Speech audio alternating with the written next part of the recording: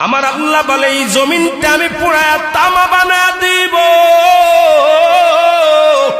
এই জমিনের মধ্যে যত পানি আছে পানিগুলো আমি আল্লাহ পুরায়া ছাই বানা দিব। যেদিন কিচ্ছু বলতে কিচ্ছু থাকবে না, সেদিন থাকবে শুধু আমার আল্লাহ।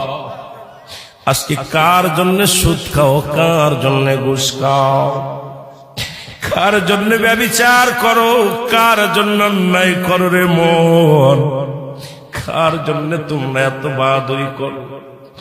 আরে আজকে একটা কথা বলতে গেলে কষ্ট হয়।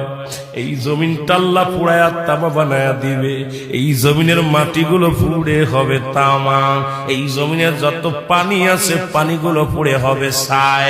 এই দুনিয়ার মধ্যে কিচ্ছু যেদিন থাকবে না, ওই তুরস্কের কত বাহাদুর, কত টাকাওয়ালা মিনিটের মধ্যে 30 সেকেন্ডের ভূমিকম্পে পথের ফকির হয়ে গেছে, রাস্তার ভিখারি হয়ে গেছে।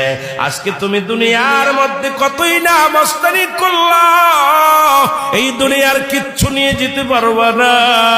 এই মুসলমান, 1 নাম্বার মানুষের মৃত্যু হলে 1 নাম্বার বিপদ হলো মানুষের মরণ, 2 নাম্বার বিপদ হলো কবর, 3 নাম্বার বিপদ হলো কিয়ামতের ময়দান। একবার কেন চিন্তা করো না রে মন, একবার 1 নাম্বার মরণ, 1 নাম্বার বিপদ হলো মানুষের মরণ। এই মরণের পেয়ালা পান করতে হবে, এর মধ্যে কোন সন্দেহ নাই। জোরে জোরে চিল্লায়া বলা যাবে না ঠিক কিনা?